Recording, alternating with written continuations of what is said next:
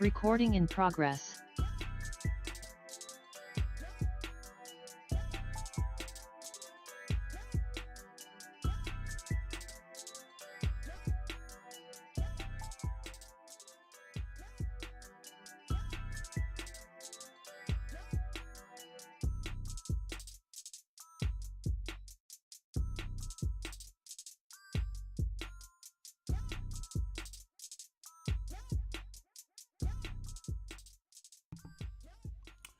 Yo, what's good? What's good? I'm your boy Trey Frazier, and I got my brother Maestro Styles here with me today. Yes, sir. Yes, sir. Welcome. Happy New Year, everybody, 2023. This is another episode of the Barbershop Sports Talk Podcast, live on our YouTube page, also on Twitter at Barbershop SPOR2, and also live on our Facebook page. And you can also follow us on our Instagram at Barbershop Sports Talk Podcast. My brother, man, Happy New Year. How you Happy feeling? New Year, man. Happy New Year, man. I would love to. I would love to say spirits are super high and all that. I'm good. I'm okay. But obviously this whole shit yesterday from the Bills Bengals game. You know. I know, man. I feel the same way you do, man. I ain't gonna front, man. I texted you earlier, and I wasn't so sure about doing the show today at the time. That's just what I was feeling. In the moment when I text you there, and I just needed a few hours just to kind of, process, what happened yesterday, and it's the new year. We were off for a week, and I said, you know what, man, we got to do a show. We got to talk about this. I mean, I know there's stuff that we'll, get into down the line in the episode, but if we don't talk about it, then, I'm just going to keep feeling, the way I'm feeling. So I figured it's just best to, get this show off. It's a new year, granted, the spirits aren't where I would like it to be, but I'm glad I'm doing this, bro. All I Well, gotta say, I'm glad I'm doing this. yeah, and I think it's important to talk about it because it's what's going on. I mean, you know, for me, it wasn't so much that I wasn't able to process kind of what happened. I dealt with it, the best way I know how. But in your defense, you saw it live. I Yeah, didn't see it. I was not watching the game at all. yeah, I was doing something else, and when I happened to check Twitter and seeing what was you seen the timeline, so I'm like, oh shit, let me cut the game on, see what's going on, and and then that's when I hit you, yeah. like what's happening, and and there it was. So I mean, maybe I would, but we should discuss it, man. We should just get into it. Yeah, absolutely, man. And like you said, I watched this thing live, sitting right there with my father-in-law, who, the in-laws were in town for a few days for the new year. And, we turned the game on. We had some friends over earlier in the day and just decided, hey, man, it's about to be 8 o'clock, 8:30. Let me turn the game on. And so we sitting there watching the game. Bengals score the first touchdown. Buffalo comes right back, moves the ball, puts up a field goal, and then the next thing you know, I see the tackle that Damar Hamlin put on T. Higgins. He gets up on his 2 feet, and then he just falls backwards. And the first thing I noticed is that he hit his head really hard. And Hmm. usually when in that case, it looked as if he passed out, and really you just have no control at that point. Like, you can't control how you fall, how you hit, how you land, and all that stuff. So that was one of the first things I noticed, was he hit his head on the turf pretty hard. So I knew something was wrong there. So, but you literally saw, and I didn't look at the video, and I didn't go looking for it, and quite frankly, I thought that maybe I could just rewind it and look at it, but I didn't need that on my spirit, so At I that didn't go point, back. it would have been too much effort to Google search it or Well, no, I Twitter search didn't it or want that. whatever? I didn't see. But I'm also the dude. Like I never looked at George Floyd. I don't look at that type of stuff. Yeah. And like they bought. I don't. You know what I'm saying? Like, unless I really need it for some sake of reference. Right. I don't look at that kind of stuff because that shit ain't good for my psyche. So Yeah. so honestly, I don't really look at it. But uh, but you could see him falling. Yeah. Was I saw right. him. I saw him collapse. I mean, Yeah. again, he makes the tackle. He gets on his 2 feet, and then he just kind of leans in, and then he just falls backwards. Damn. And he hits his head on the turf. And I'm like, oh man, that didn't look good. Right. And at that point, I'm not even thinking about CPR, him stopping to breathe or anything like that. I'm thinking, oh, maybe something happened in the middle of that tackle, which really in real time didn't really look like a hard hit. It just looked like a simple routine tackle to the ground. And, what happened. So I think the moment that the ambulance drove on the field was when it really got real for me. And it's like, whoa, because I'm trying to think of a time when I ever watched a game and the ambulance came on the field. Usually they pull out the cart with the stretcher and all that stuff, and usually guys that get strapped in, they give you the thumbs up, everything's all good or whatever, and or they wave, as their cart is taking you off the field and stuff. Right. But once the EMT was like there on the field with the ambulance, right, I'm like, yo, this ain't good. I'm watching the coverage. I'm watching Joe and Troy talk about it a little bit. And Joe said something about he witnessed Damar getting CPR. And it's like, damn, like that means he stopped breathing at some point. Mm-hmm. At that point, you can't play. You can't play the game. It sucks that because the NFL is this, multi-billion-dollar business and they put money first and other things secondary, there's always that mindset that, the league is going to try to, get this game in. I mean, this was arguably one of the, if not the game or the most anticipated game of the season. It's Bills, it's Bengals, it's 2 division leaders, 2 quarterbacks at MVP level. Yeah. This is for possibly the number 1 seed in the AFC. So my head was like, at first, they got to stop the game. I don't think they could play this game. But then on the other hand, you're thinking it's the NFL. Would it shock me if they, somehow tried to get this thing going? No, it wouldn't shock me.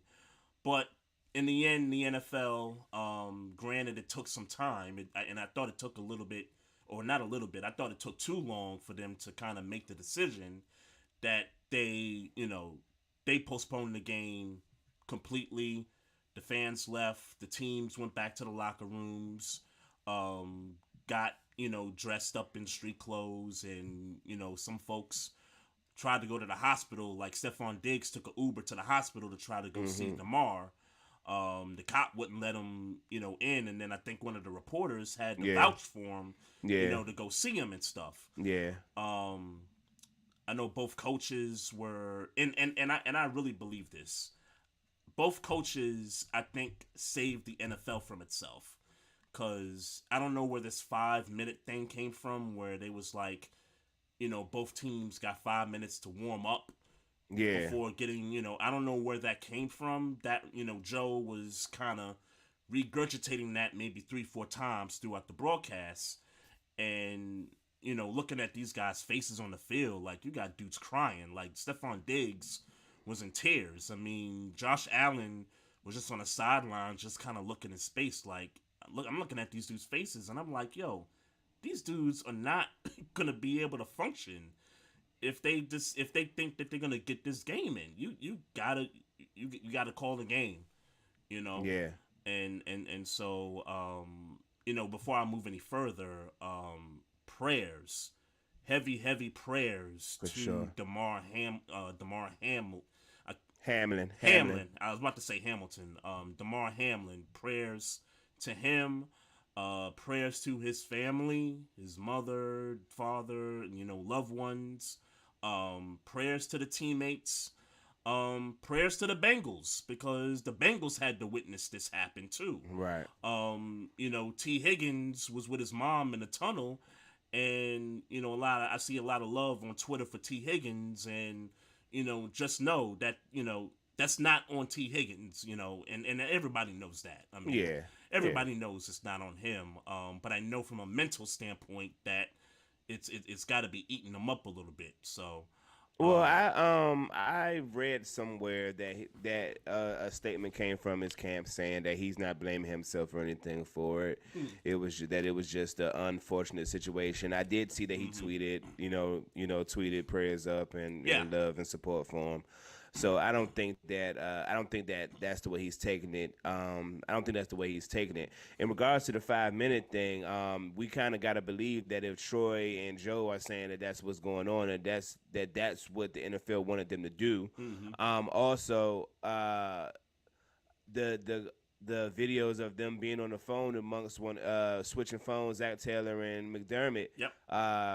That's what was believed to be the conversation with them talking to the league office saying, look, we not going. We can't go. Yep. So for all intents and purposes, I believe that the NFL was going to try to treat this like just a normal injury. And in regards to the NFL, let's say the if I'm recalling everything correctly, the hit happened at about 5 minutes to 9.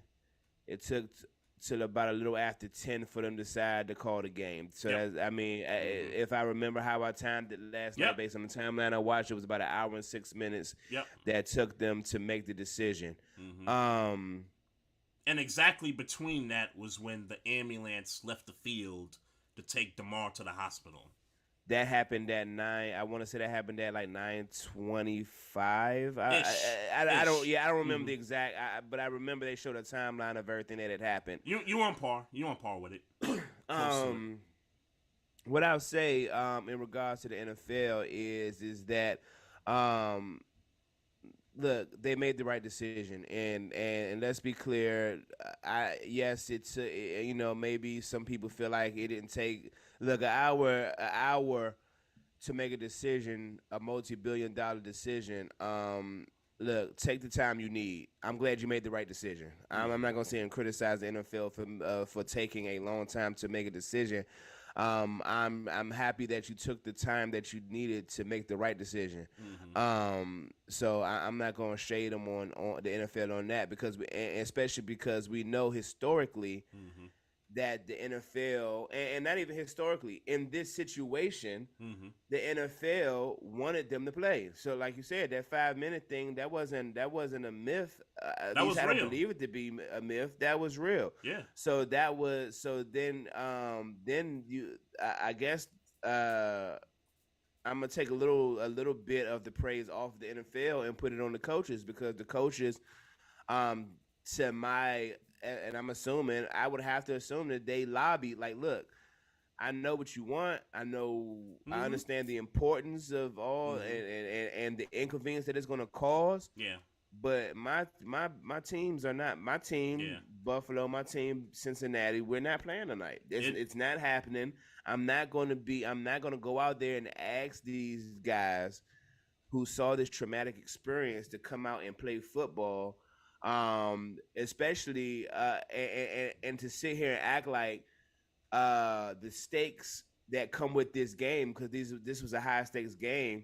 To sit here and act like one, I as a coach care about the stakes of this game, and then B, to try to instill in the players that this is a high stakes game. We need to act like it. Like we're not doing that. Yeah, that's a tall task. That's an insensitive task.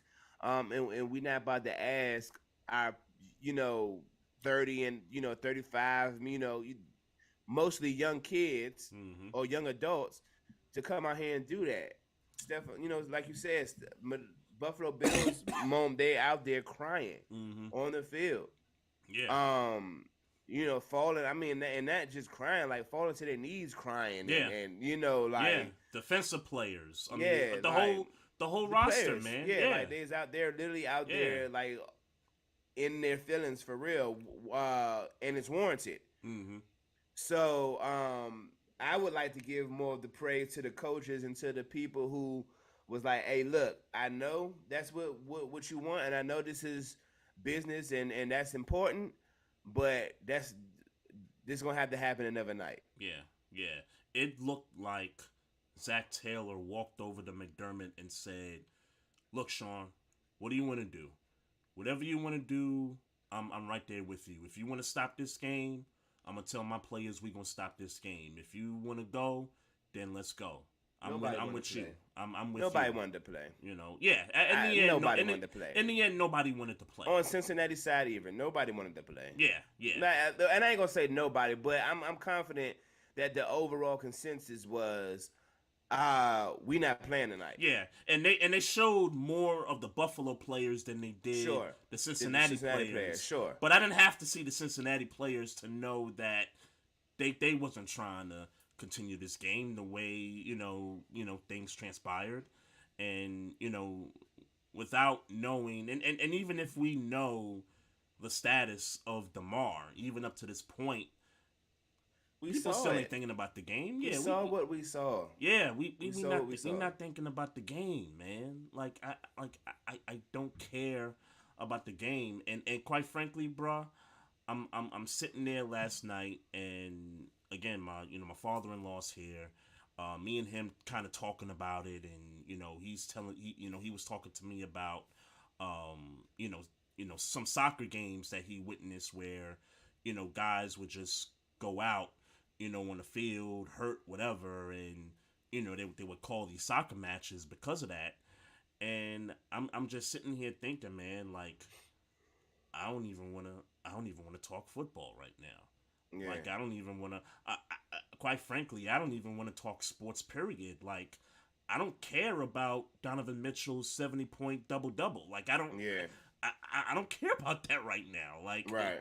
and I saw earlier today, Donovan Mitchell's getting killed on Twitter because he's glorifying his 70-point night, which he has a right to do that. I mean, Yeah, he right. he experienced that. Sure. He probably didn't even know what was happening. While he's playing his game. So. Well, Trey, I'll tell you, man. I would be completely fine if we talked about this Hamlin situation and logged out. If that's what you want to do, because quite frankly, I can understand that sentiment, and you know what I'm saying. So wherever you want to go, I'm good. Yeah. Because it don't. I mean, to be honest with you, I was totally prepared to talk trash about Baltimore and the Baltimore-Pittsburgh game, and I don't like. I put on the jersey and was like, this don't feel right. Yeah. Yeah. Like this don't feel right. I don't really get like how do you change gears from that to talking about, like, I can't even talk shit to you real good right now. I can't even talk shit to you real good. Yeah. Well, at some point, there's going to be a conversation about what they're going to do about Bills Bengals. As it stands right now, the league said they're not going to go back and revisit this game, and they kind of left it at that. I understand that my team is somewhat affected by the outcome of this game because the North is still up for grabs, and we're not sure about, what's going to happen with this matchup. Obviously, Cincinnati wins, they get the North.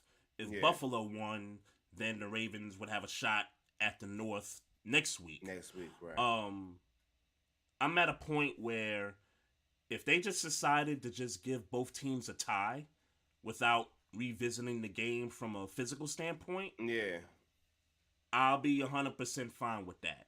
Give the Bengals the North. Put the Ravens on the road. Let's get to the playoffs. Let's do it. I'm perfectly fine with that. But I don't know that players would be okay with that. Quite, if I'm being honest, like Good like point. Good point. I think as as prayerfully this Hamlin situation gets better, as he Mm-hmm. gets better, Yeah.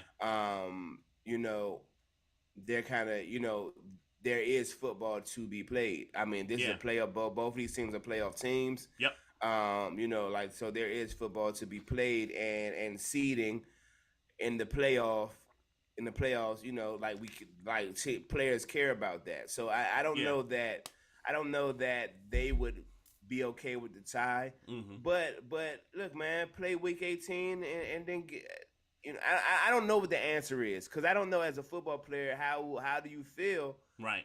Like, do you play 2 games in a week?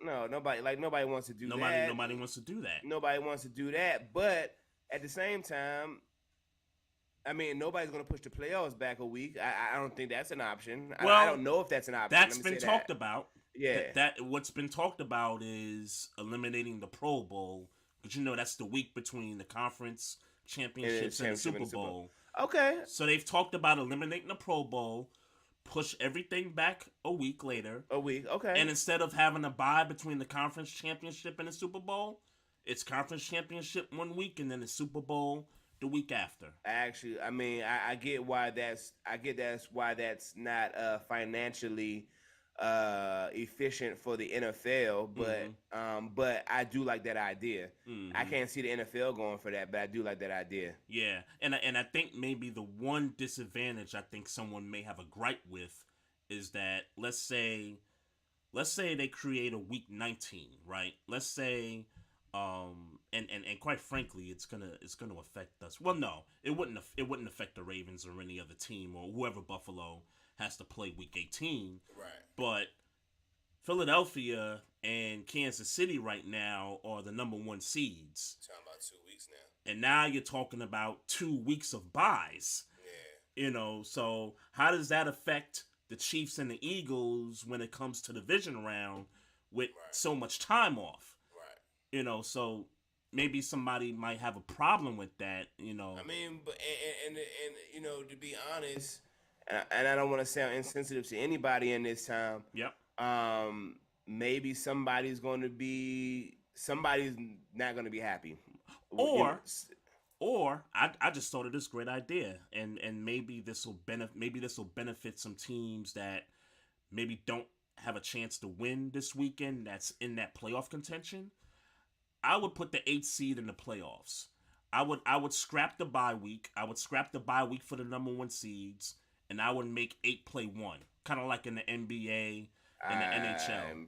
I'm quite sure that Kansas City and Philly would hate that. I'm not sure. Not sure. Right. But I think some players would hate that. Some players would hate that. Because now, what was the point of playing for the one? I mean, I guess home field, but right. But there's especially now with it being one off. One team per conference gets it. Yeah. Like now I would imagine that there's a little more bragging rights. There's a little more something to that number 1 seed now. Yeah. It's to get the week off. It's to get the week off. Yeah. That's really the thing. It's not just being number 1. It's we get a week off. We don't have to play wild card weekend. We just go right to the divisional round. I could see some players having a problem with that. I mean, I could see the overall team having an issue with that. Yeah, I can see the overall team having an issue with that. Yeah, no question. Because it's now it's an extra game on the schedule, and granted, the teams any given Sunday, Trey. I mean, look, I don't know who the 8th seed is for either conference. I think we're the 8th seed right now. I think we're the Miami. 9. I think Miami is. Right. We're 9. Miami but is. One way or the other, you never know. Two of them, I know he's going through some health issues right now. Two of them messing around, come back. He shouldn't come back. He shouldn't come back at all. I'm just throwing theoreticals of how this could be a detriment to Philly and to Kansas City. Sure. They could just come out of nowhere. Sure. Number 8 in the NFC. Who's that? Detroit is 8 right now in the NFC, and they scoring a lot of points right now. Well, I'm not saying I'm just saying any given Sunday. Yeah. So I could see Kansas City or Philly being salty because they wasn't expecting to play, and then they get surprised by Detroit or they get surprised by Right. Miami. You know what I'm saying? So Sure. Sure. Sure. I get yeah, that. I get yeah, that. it could go bad for those teams. But um, also you just kind of got to acknowledge that this game does, I would think, does have to be played. Yeah, it's I would interesting. think. It's interesting to see how they're gonna work that. Yeah. That's all I'm gonna say. And let me shoot the NFL some grace. This is a tough ass situation to be in. Mm-hmm. I acknowledge that this is a tough ass situation for them to be in, or for any corporation to be in. But Yeah. that's why you a $1 billion corporation too. Yeah. Yeah. To And you'll make be those to make And you'll be those tough fine decisions. regardless. You'll be Right. fine regardless. Right. Right. And no matter what decision they make, somebody somewhere somehow is not gonna be happy. Not gonna like and it. and, Right. and you can't please everybody at the end of the day. So if they go the idea I just suggested, obviously somebody's not gonna be happy. If they go with the idea of pushing everything back 1 week, eliminate the Pro Bowl, somebody's not gonna be happy. No matter. They're in a tough spot. So Yeah. they really are. But I do feel you, man. You got your Pittsburgh stuff on. I gotta respect the fact that we got Sunday. I ain't gonna hold you, bruh. In my head, um, I kind of called it, man. I kind of called. And for me, it was the drive on the Justice Hill 60-yard return. Yeah. It was. I didn't. Yeah. Yeah, it was that return set up on the Pittsburgh 40, and it was Dobbins minus 2 yards, incomplete pass on second down, incomplete pass on third down, and we had to punt. And I think that's where, because that was after y'all was down 9-13, I think. Yeah. Mm-hmm. And I said, "Ooh, we got some good field position. We gonna put some more points up." And they didn't move the ball at all. I mean, that was a quick 3-and-out, and I thought that changed the complexion of the game. Even with the second 3-and-out, we went on after that. I just knew we was doomed from that point on. But I guess on the Pittsburgh side, bruh, and sometimes this makes me upset with you guys. When I say you guys, I'm talking about Steeler fans.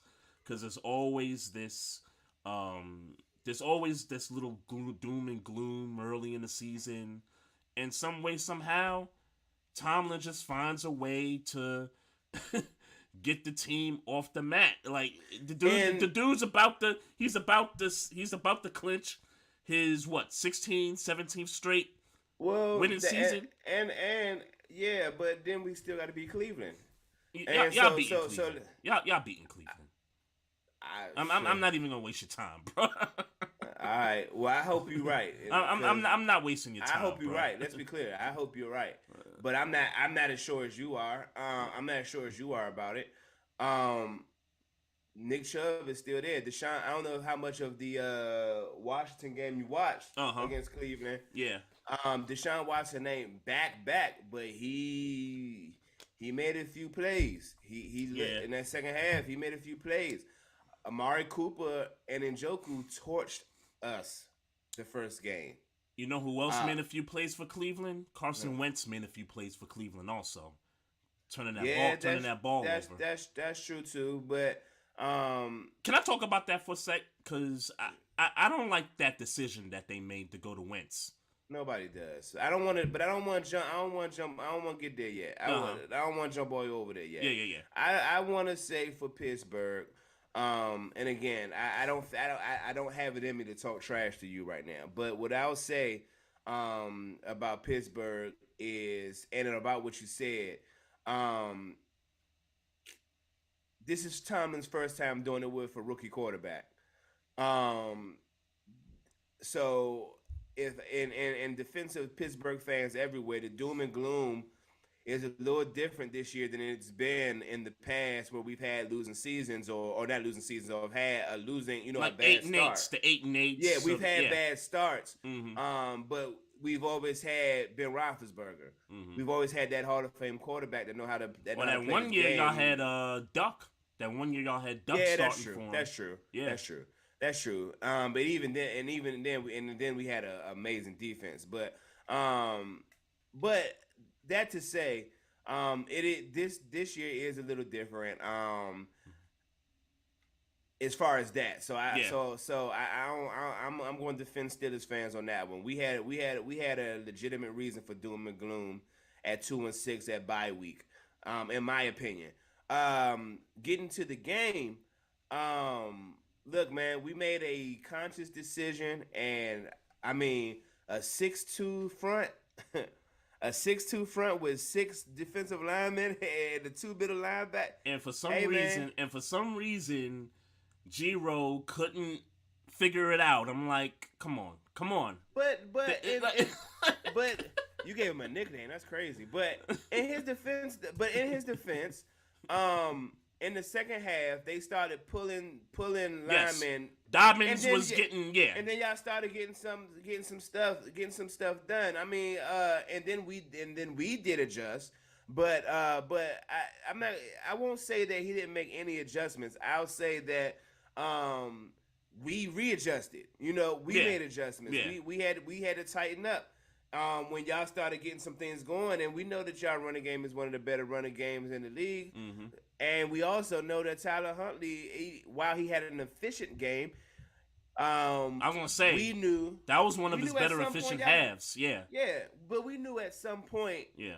We knew he wasn't going to beat us. That was the clear, apparent game plan. Mm. Tyler Huntley is going to have to beat us, and if he beats us, then we'll hold everything that come with it. Yeah. But I mean, let's be clear. I mean, we was leaving Andrews wide open. Like, no, we're stopping the run. Y'all was getting many third downs early on. Like he was like wide open every time. Yeah. So for me, it was just that we had a very clear intention that we were going to shut down the run and that we were going to get our running game going. Mm-hmm. I was going to say that's a difference too. That's a difference between that was the first game and this game too, because y'all run game and this is where Calais Campbell was sorely missed in our lineup on our defensive line, because that guy can anchor stopping the run best as anybody, even at his age. Y'all was getting 5 yards, 6 yards, Najee Harris 7 yards. Najee Harris played the game of his career. Y'all was Sunday night. Y'all was getting them chunks of yards. That was what I saw different from the first game, and it's like, oh, here we go. We can't stop the run. He played the game of his career. Mm-hmm. Now, so far this was his best game. I feel like I want to say by far. I mean, even to where he picking up Kenny Pickett and putting him in another hole to get the first down on the quarterback sneak in the second half. He was doing everything. Najee Harris, salute to you. I don't feel like he's getting enough credit. Salute to Najee Harris. Salute to that offensive line who was trash at the first of the year, and now we all right. We all right offensive line now. Wow. So shout out to that offensive line we've had that same rotation or that same starting lineup all year. Shout out to them. Mm-hmm. The defense, like I said, that 6-2 lineup to stopping the run. Absolutely. Minkah Fitzpatrick at the end. I think I was upset for about 5 minutes after that loss, and then I was like, okay, we in the playoffs. Yeah. Just get over it. Salute. Yeah. But now it's looking like we got a shot to get in. So legit shot. Like, yeah, right. Right. A legit shot. So now it looks different. So now it looks different for me. Yeah. Not because I think we're gonna do anything in the playoffs, but again, hey man, you say what you want, but it feel better being on that couch. Well, I'm gonna give you a number. 2-13. You want to know what that number represents? 2-13. Go ahead. Jets, Dolphins, and Patriots the last 5 weeks. Right. That's why. That's part of why y'all where y'all at right now. I mean, y'all won what, 5 out of 6, 5 out of 6, something yeah. like that. So Yeah. yeah, so I mean, y'all did y'all thing, but you know, sometimes when there's a rise, there's a fall, and the fact that we were talking about the AFC East a little over a month ago. I mean, Dolphins were 8-3, Jets were 7-4, Patriots was kind of like 6-5, and Yeah. the fact that those teams are taking the precipitous fall that they've taken. Um, I mean, I mean, hell, even Buffalo done took some lumps. Buffalo took some lumps early on. Yeah, like they had like a maybe a 3 out of 4 weeks where they lost some games, Yeah. but now they kind of Buffalo's kind of righted the ship for about 6 weeks now.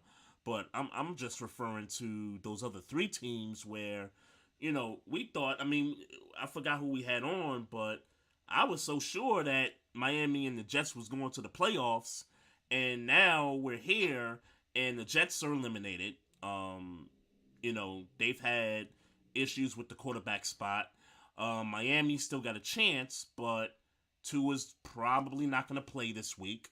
And Bridgewater's probably not going to play. And Bridgewater's probably not going to play. God, I can imagine how Dolphins fans feel right about now. Niggas was 8-3, and now they about to miss the playoffs. We don't know yet. Because who they play? The Patriots? They play the Jets. They play the Jets. Okay. They play the Jets in Miami next week. So I don't know. I don't know how that. I don't see how that game plays out. I mean, I have no idea how it plays out. I mean, you would like to think that the guy who's been playing the most this year, meaning the Jets QB, shouldn't have a problem beating Thompson. Thompson is the third string. Thompson, yeah. You would think that, but I mean, yeah. Mike White was not good on Sunday.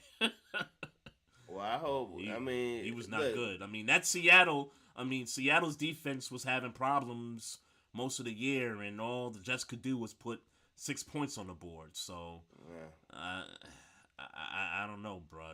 But that's why I said Pittsburgh. I mean, everything that had to happen happened up to this point. Yeah. And you got a chance. I mean, we still got to see how Buffalo approaches this week with how the NFL is gonna figure their schedule out. Yeah. They got the Patriots, so if the Patriots win, then they get that 7th spot. Right. Well, I mean, without what happened last night, I'd pick Buffalo to win that game. Right. Knowing that they got to play for the number 1 seed. So, now it's kind of different. We'll see how that plays out. But man, and even Jacksonville.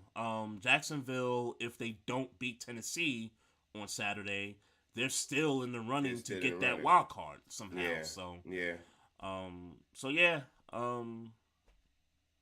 Some way, somehow. Hey man, Tomlin finds a way. Tomlin finds a way. Yeah. Well, if he gets in, great. If not, he's still a Hall of Fame coach in my book. So, hey, and yesterday definitely. I like Kenny Pickett a little bit more. I'm not sure if he's our franchise quarterback yet, but I definitely do like him a little bit more. That drive was a masterful drive, considering they hadn't let him go they wasn't letting him throw all game. They were not letting him throw. They was not letting him throw the ball. It was like it was scripted. Yeah, almost like it, right? It was almost like it was scripted. We still never utilized the play action, considering how good of a running day we were having. Yeah, we still never utilized play action, but they dropped back, and he made 2 great throws and 3 great throws, 2 down the field, and then the game winner. And we barely got to him. We barely, as a defensive line, we barely got to him. Now we did get the 1 sack on him, but all the other times we was getting some pressure. The dude was looking like Ben Roethlisberger. I'm like, what the hell's going on here? Man, and he seems a little more cerebral than Ben Roethlisberger did when he was a rookie. Like Ben Roethlisberger was more like I'm just out here playing. You know what I'm saying? Street ball. Like I gather that Ben has never been a super X and O's guy in an era with like a Peyton Manning who's Yep. super cerebral. I gather that Ben Roethlisberger's never been that guy. Yeah. Kenny Pickett seems to be a little bit more, like he might get the X's and O's game. Like he might be better in the X's and O's game in the film game than Ben Roethlisberger was. So that bodes well for him. I hope it works out for him, man. I would love to, jump right back into another franchise quarterback, man. Them numbers though gotta go up though. I really think that his bad numbers is him being a product of him being a rookie and them saying, hey, we're not about to give you the reins to throw the ball. I mean, let's be clear. He came in against the Jets and threw a lot and threw 3 picks in the game. Right. You know what I'm saying? Like they dialed him back because he was throwing picks. He was turning the ball over. Yeah. So they dialed him back, and he's not turning the ball over as much. But now, now that he's going to have an off season to kind of get it right, I'm fully expecting next year for the playbook to be back open. Yeah. For my sake, I hope not. But we got to see what's going on with Lamar and if he's going to play this week or if he's ever going to play again this season. Yeah. Still trying to figure that out. Harbaugh's really kind of keeping things close to the vest. But the thing is, he hasn't been practicing. And that's the thing that really is like eye-popping for me is that he's not even on that practice field. So we really don't get a glimpse of, an idea when he's going to really come back. I mean, are they saving him for the playoffs? I'd be cool with that. Are they saving him for Week 18 if there's some stakes involved with that? Obviously, what happened last night changes some things, but I just got to know, like, Lamar, what's good? You holding out or you coming back? I just want to know just so I can expect more of this Tyler Huntley exercise, which I'm just so over at this point, man. I'm so over it, man. You got a great reason to be over that. But in his defense, he has. I said it when I guess it was. I don't know if it's 2 or 3 years ago when he's started last getting year. a couple. It was last year. Okay. I said it then. Like kudos, but he's not a starter. He's not a number 1 quarterback. He's not a starting quarterback. And the thing is, if you compare last year to this year, he's so much worse this year than he was last year. I remember when he put up 31 on the Packers at our home game. Like we was still, kind of doing some things with him, but this year, it just seemed like you see the regression. Like like for him to throw a deep ball, he's got to put too much into it when he throws. He's just not a deep ball thrower. I mean, it don't even feel like y'all took a shot Sunday. He can't throw it deep. Yeah, and if he attempts to, he can't hit the guy. So, and speaking of hitting guys, the one pass that Isaiah Likely dropped on the drive that we got the good field position on, that was a killer. Because at least we could have got Tucker out there, but that was a killer right there. But he can't throw deep, man. So I'm just kind of over the experiment of Tyler Huntley right now. So you ready to go get it back up? I need to Anthony Brown. I would do this. I would, because I don't know what's gonna happen with this game against Cincinnati, depending on how things shape out. I would play Anthony Brown. Week 18 against Cincinnati. I would play Anthony Brown. Look, we in the playoffs. We're in the playoffs. We're probably not going to win the North, right? We're not going to win the North. Okay. And I don't see a difference between the 5 or the 6 seed. Yeah. I don't see a difference. I mean, we could play Jacksonville if we're the 5 seed, but Trevor Lawrence is starting to come on strong. So and he beat us already. If we're the 6 seed, we're probably playing either the Bills or Cincinnati. I don't see a difference. Yeah. That's an interesting point. I might try him and see what he does, because again, I don't know if I'm gonna see Lamar again this year. Right. or in the postseason. I don't know if I'm gonna see him. So, You really think it's a chance that Lamar Jackson doesn't play? um, I think there's a chance. And again, he's not 0 to practicing. 100 or 1 to 10. Let's do 1 to 10. 1 to 10, I think there's I say 5. 50-50. I say 50-50. Wow. If he was practicing, I'd be a little more confident, but the guy's not practicing. Yeah. So Wow. I don't know what the deal is. Now he's at the games. That's cool. He at the games, but I don't know. I don't know. Before I go any further, I want to make sure I do this, for my people back home. But congrats to the Giants on making the playoffs last week. Yeah. I know that's a team that early on we thought, looked like they was on their way. Then they had that 4-week slump. Yeah. Where they had the tie in the middle of that, and it looked like them and Washington were going two different directions. And, yeah. We kind of had Washington as this lock for some weird reason, and that. I'll tell you the weird. Look. Congratulations to the Giants. We can get straight to it. That decision cost the Commanders the playoffs. I think. Which one? To play Wentz. Oh yes, I agree with that. Cause look, the week before they weren't beating San Francisco. Right. And I didn't think he played bad. I didn't think Heineke played bad against San Francisco. San Francisco's a better team. Yeah, right. I mean, he threw 3 in the first half or something like that. Yeah, something like that. Yeah. Yeah. All right. Cool. Like, all right, you're playing the best defense in the league, like you said. Right. But you're not gonna act like he wasn't doing what he was doing all since October. Yeah. You know what I'm saying? That's where I got missed at. And the argument, and look, to the Carson Wentz is a better arm talent quarterback than Tyler Heineke. There's I agree with that. Period. I think anybody who watches him throw a football and watches Heineke throw a football, you could tell who's the better arm throwing talent.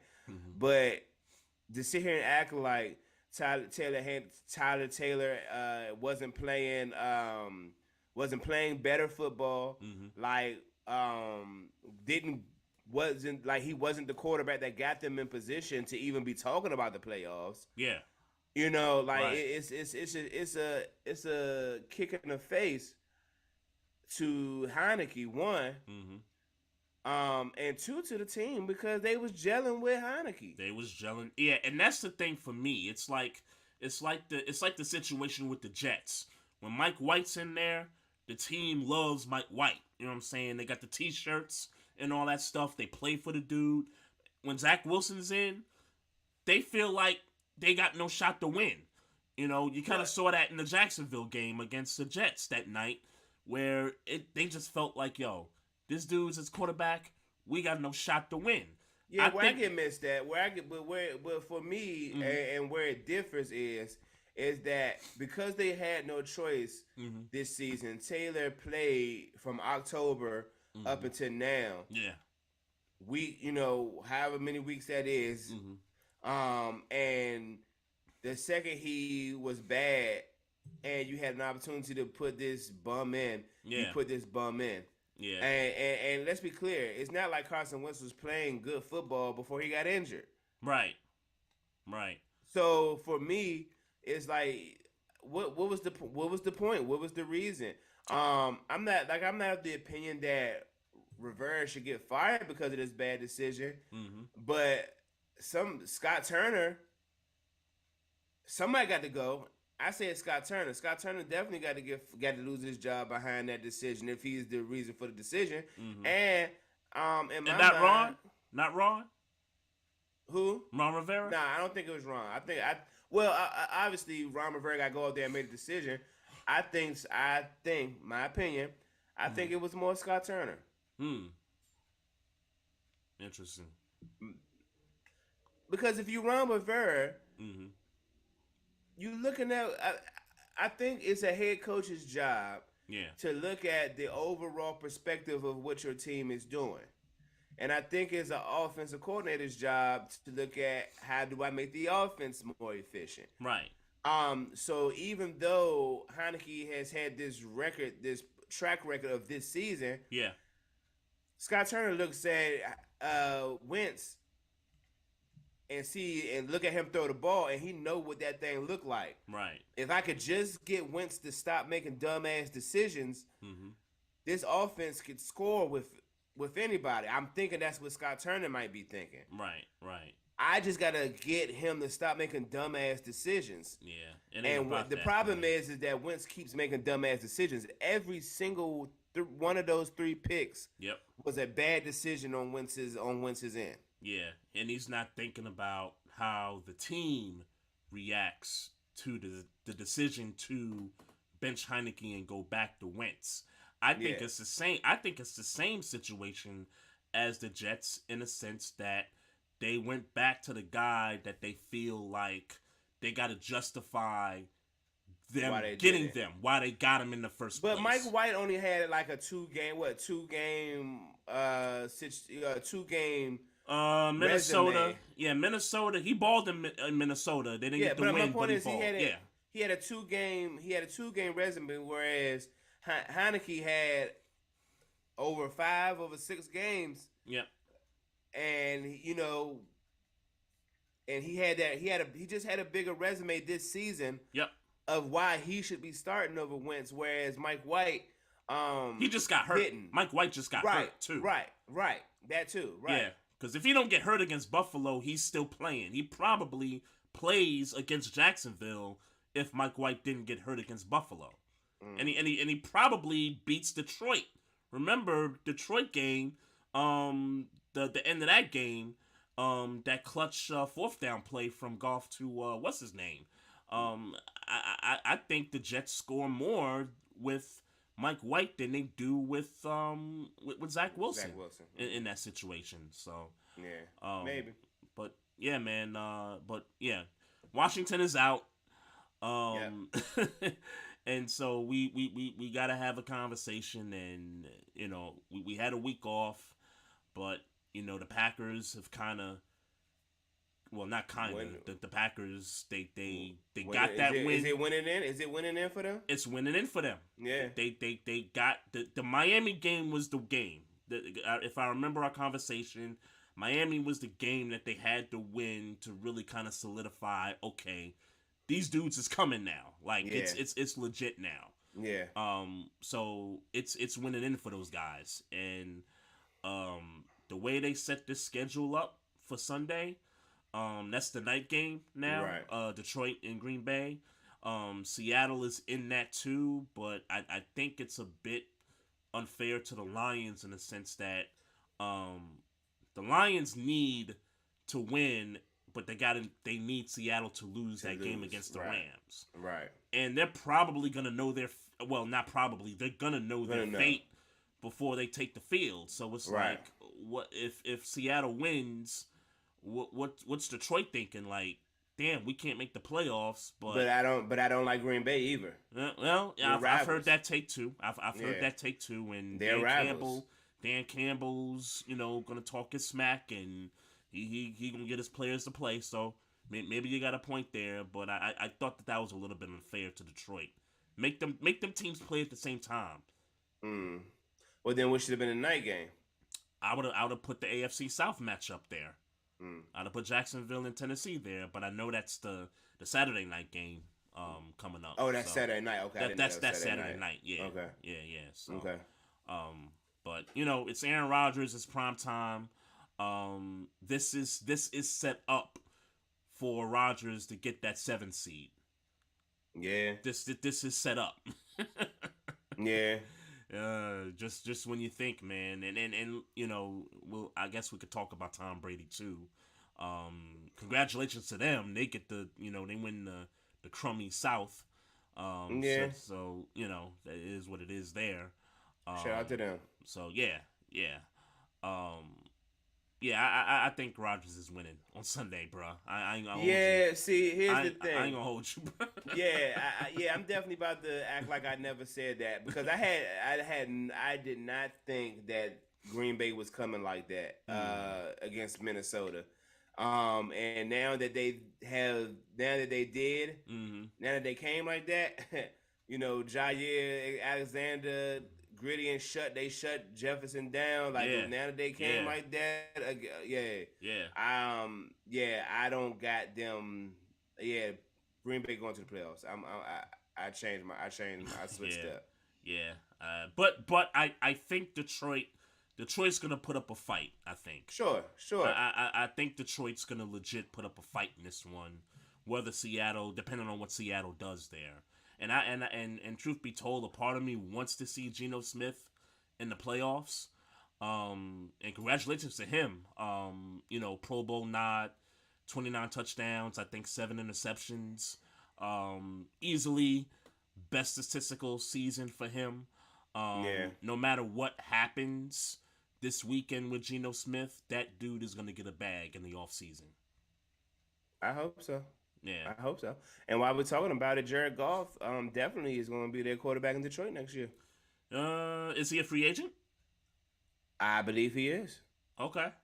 Okay. I believe he is, but he's definitely gonna be the quarterback. Yeah, yeah. I mean, and if not, he's definitely gonna see a bag too. Yeah, because this he having a little he having a renaissance year. Mm-hmm. Yeah, yeah. I mean, just out of nowhere, they was 1-7. They was 1-7, and here they are 8-8. So I mean, Dan Campbell should be a head coach of the year candidate. I don't think he's gonna win it. Yeah, I mean, because at the end of the day, he was 1-7. Mm-hmm. Right. Yeah. But yeah, he should be a candidate for that for sure. Well, speaking of that, who wins coach of the year for you? Mike Tomlin. Tomlin. It's a biased answer, but I'll take it. So what? I'll take Mike it. Tomlin. I'll take it, but I don't think he's gonna win it. I think there's a strong push for Brian Daboll to win it. Yeah. With the Giants, I think there's a strong push for him to get it. Yeah. Let's talk about this other quarterback. Derek Carr got benched. The week before the game last week. Left the team. Didn't want to be a distraction. Jarrett Stidham gets to start, and it seemed like Devontae Adams had his best statistical day of the year. And a catch of the year candidate. Yeah, right. It's weird, but with Derek Carr though, I don't put this season on him as much as I would put it on the defense. What you think? Because I think he's not there next year. I said it to somebody yesterday. He should go to the Commanders. I know that can't really happen because of the money they paid Wentz. So that probably can't happen. Mm-hmm. I'd send him to Washington. I don't know if he wants to go there. And just for context, Derek Carr has a no trade clause. So he has control over where he goes, where he can go. And I don't think you want to go from one mess to another mess. Well, look, man, that's a good offense, man, in Washington. It's not, great. It's a good offense. I get it. Is it a better defense? I think it's a slightly better defense than in I Las definitely Vegas. think it's a better defense. I definitely think it's a better defense. Mm-hmm. I think that Derek Carr in Washington would work if he wanted to go. Like you said, you gotta want to go. But they got young running backs. Mm-hmm. They got a receiver that could be a top 10 receiver in the league if he's not already. Right. You know what I'm saying? Curtis Samuel is a good number 2. Yeah, Dotson is a good number 3. Mm-hmm. Logan Thomas is a decent tight end. And the defense is good. Like they're really just missing a quarterback. Yeah. Well. And we know Derek Carr is capable of throwing it. Yes, he is. I kind of just gotta want to do it. It feels like. Yeah, I may be the biggest Derek Carr defender out there. I do fault him a little bit for what happened this year, but not more than the defense. Um, I fought him, and I'll tell you why I fought him. mm-hmm. I get that those comebacks were on the defense, but when you think Las Vegas Raiders, Derek Carr is the leader of that team, and I hate to be that guy that it's always the quarterback's fault, but in this situation specifically, Mm-hmm. Derek Carr has got to take another step if he's considered to be like it's the Kirk Cousins syndrome. Mm-hmm. Like you got to take the step, bruh. You can't keep being good statistically, looking good, throwing it, and all that, and then when it's time to make the step, you don't make the step. Yeah, I hear you. In some of those games that they blew, you could argue, hey, offense, put some more points up. Stop the bleed. Help your defense. Always, help your defense stop the bleeding. I get in it. every game, it's that. Every single NFL game, I get it that the defense could be letting you down, but it is also that your offense could help the defense. And I get sometimes that could get, the balance of power could get a little testy. Yeah. But at the end of the day, Derek Carr is the franchise.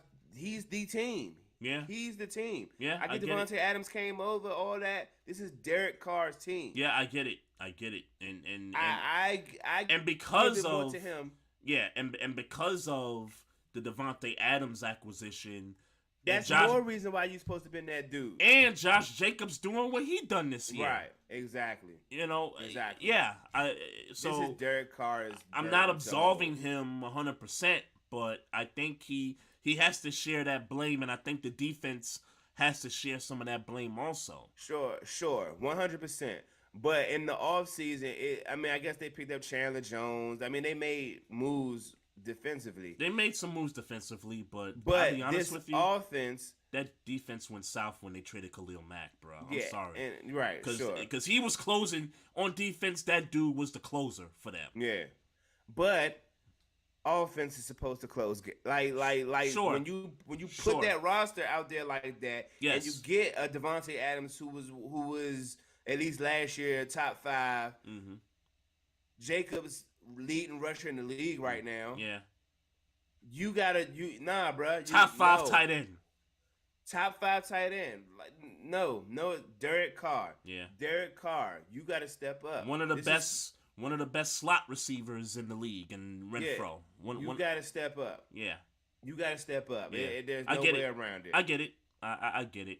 That he needs to go to a team that's got a defense that's not gonna wet the bed. Washington Commanders are a decent defense, man. Yeah, they are. I got some other candidates though.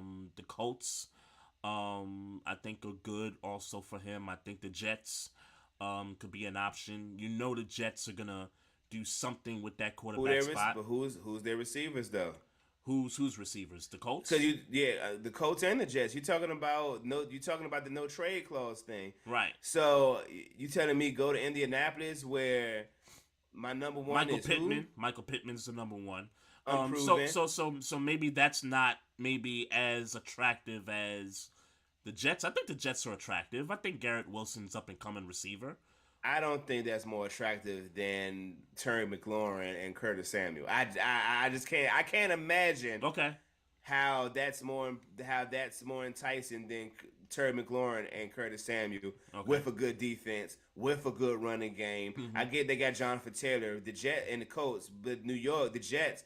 I get Hall had a year, right? But we don't know that running back core going to show up. I believe Washington, who got a 1-2 punch, more than I believe the Jets.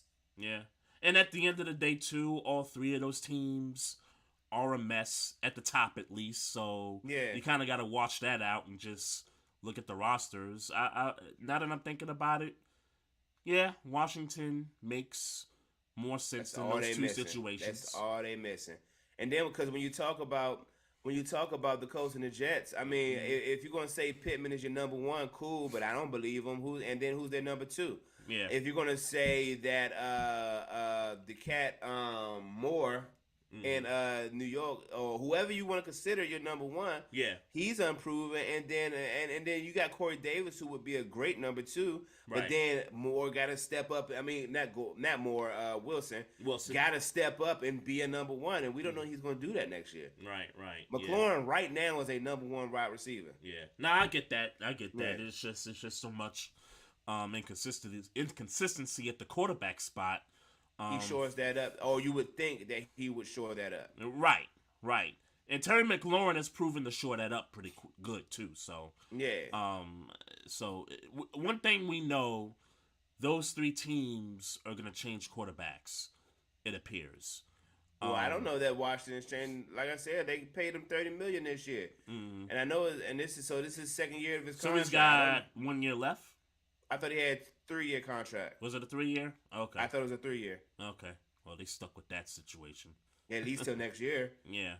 Yeah. They got a lot of dead money to eat. Right. Right. BS3, what up, man? What's happening? YouTube live chat there. So I got a question for you. Let's kind of switch it a little bit here. Focus on the Philadelphia Eagles, who lost on Sunday to the Saints, and so now that gap in the NFC East is now one game now. Mm-hmm. Dallas is behind one game. They won. They beat Tennessee last week, and so I don't know. I don't want to say the Eagles are in a tough spot. I guess we got to know what the status of Jalen Hurts is right now. Yeah, the way I see it, he need to come play. I mean, if the number one seed is important, yep, to them, I would think that Jalen Hurts need to hurry up and get right. Mm-hmm. Yeah. Like if like I said, if the number one seed is that important to them, right. Now, I guess the good news for them is that they're playing the Giants on Sunday, who have clinched the playoffs already, who's locked into the 6th seed. They can't go up.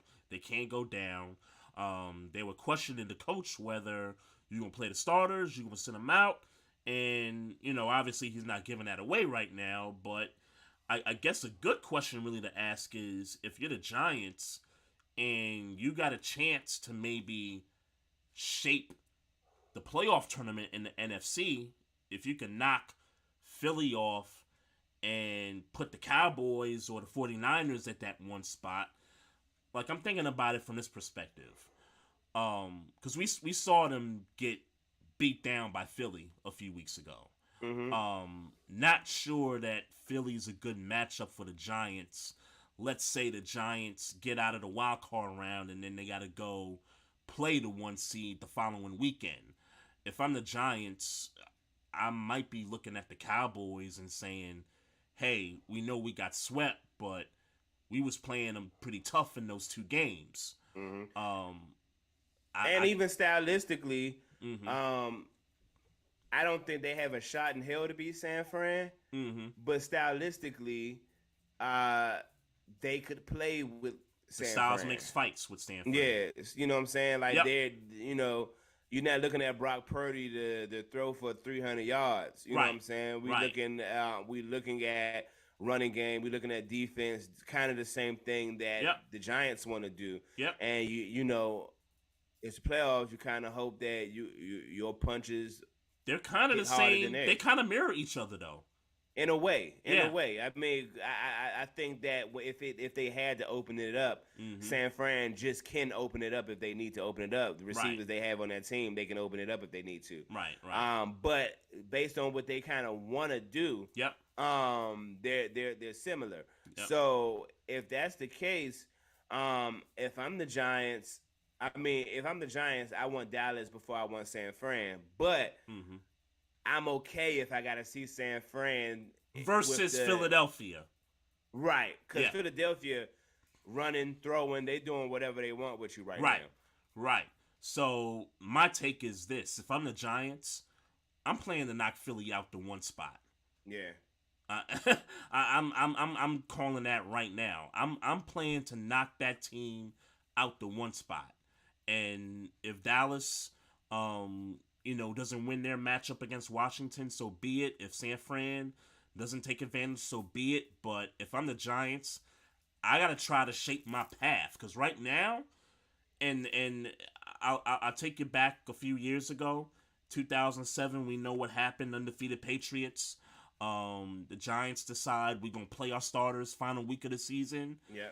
That was like a 38-35 final, I think it was, and then we all know what happened after that point. They said, "Yo, we could play with these boys." Mm-hmm. They meet in the Super Bowl and they beat the Patriots in the Super Bowl to get the trophy. That Minnesota game a couple weeks ago against the Giants, they played Minnesota pretty good, man, and Minnesota is ripe for the picking right now. They that sure would be are. that They would sure be the 3-6 matchup right now if Yeah. everything kind of holds serve. Yeah. I like the Giants' chances to knock Minnesota off in that first round. And then, like I said, if you could knock Philly out that 1 seed and put Dallas or San Fran there, you gotta like where you at if you're the Giants. I'm telling you something good. If Minnesota loses to the Giants in the first round, Mm-hmm. I'm going to be extremely disappointed in that team. Why? Because, man, Why? look, and I get why you're saying that. We know Kirk Cousins is Kirk Cousins. I get it. But if any moment, kind of like, and It's I don't not got just Minnesota, Kirk Cousins for me. It's not just Kirk Cousins for me. the defense, Yes, sure, yes. but I think this is Kirk Cousins. Not this one season, but Kirk Cousins is on his way to decline. That's just my personal opinion. Mm-hmm. Yeah, This is his window in the next 2-3 years. That if he's going to get to a Super Bowl, yeah. that it's got to happen now. Brock Purdy, Jalen Hurts, Daniel Jones. I mean, I'm just naming quarterbacks that are going to be in this tournament. I know Tom Brady's going to be there, and there's a lot of conversation about Tom Brady knocking off Dallas if Dallas is still the 5 seed. Aaron Rodgers that happening, by the way. Aaron Rodgers on the back end of that bracket. I agree with you. I mean, because you're not gonna sit here and tell me if you in the 7 quarterbacks you named. Yep. Cousins is low. Let's be clear on that. Mm-hmm. But he's a better quarterback than Brock Purdy. Right. Which is why I'm agreeing with you. This is the moment. Like, if there's a window, he can play with these quarterbacks. This is where you got to take advantage of it. Yeah. Same thing for Dak Prescott. Yeah. This is the window. Yeah. If it's not this year, then when is it gonna be? It's in the, they got to. I can't speak to Dallas, but I feel like Minnesota with this being Kirk Cousins 11th, 12th year, something like that going into. He only got about 2 more years before he is considered to be the franchise quarterback that can get your team to the Super Bowl, especially when they keep putting offensive weapons by this dude. This offense is flowing. Yeah. So next year they should be able to take their time to add some defensive pieces and get some things together. Mm-hmm. This year and next year and maybe the year after that, that's his window. If he can't get it done, then it's time to let him go. Yeah. So I'm dissecting this team a little bit too to break it further down because I don't think it's all his fault. I mean, they're 12-4.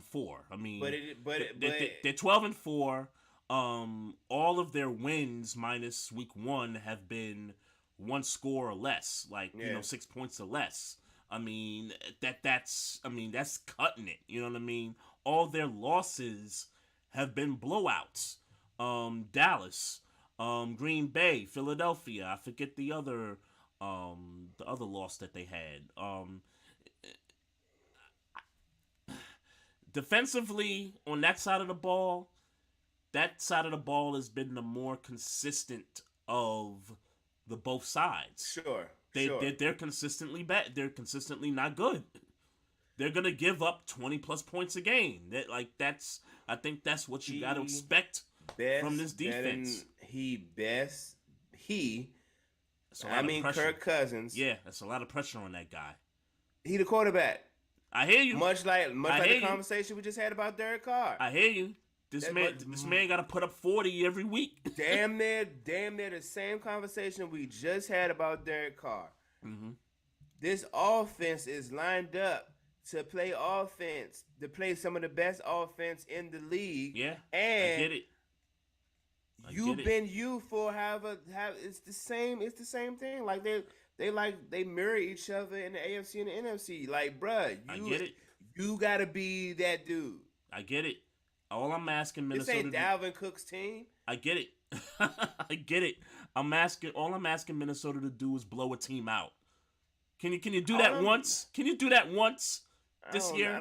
I don't know if that's important to me. I'm saying that because they're not getting to the Super Bowl. They're not getting to the Super Bowl if they're gonna play this style of one-score games. The offense putting up points, the defense letting teams back in the game, and the game gets tight. Like, they're not getting to the bowl doing that.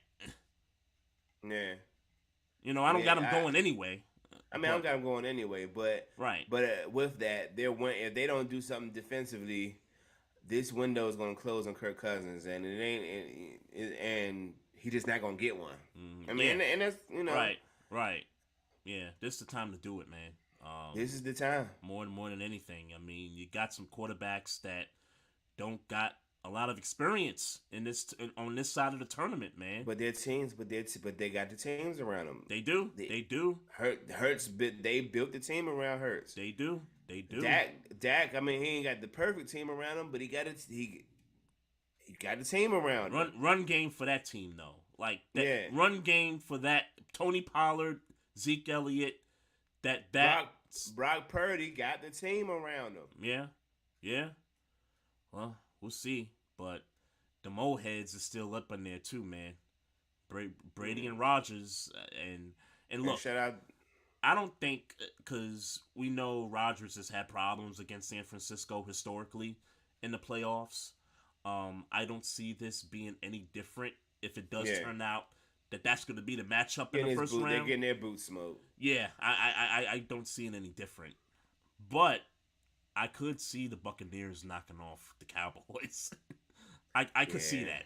I can't see that this year. I could see that.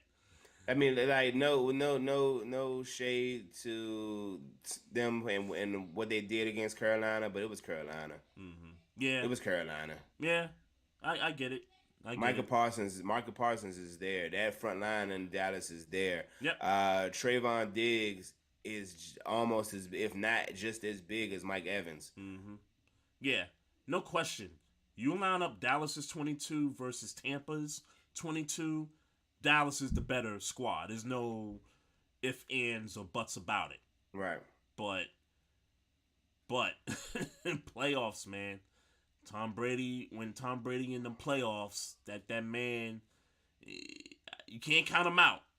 That's all I'm gonna say with that. You can't count the guy out, and that would you can't count Tom Brady out. I mean, yes, I can.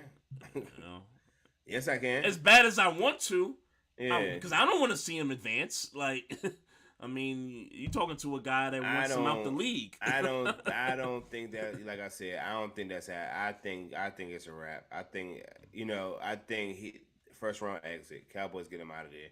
Okay. I hope you're right. I don't think it's nothing. I hope you're right, man. I ain't talking about a blowout, but it's decisive. It's going to be decisive. Okay, I hope you're right, man. I hope you're right, because I don't want to see Tom advance, bro.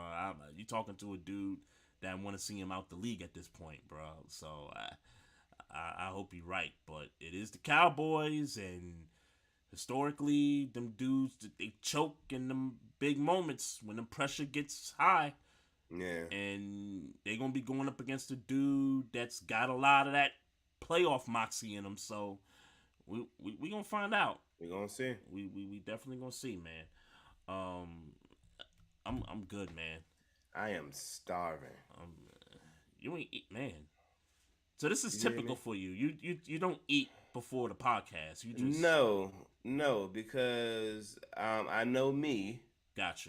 I mess around and try to eat. I mess around. Damn, it's about 8:30, 9 o'clock. I hear you.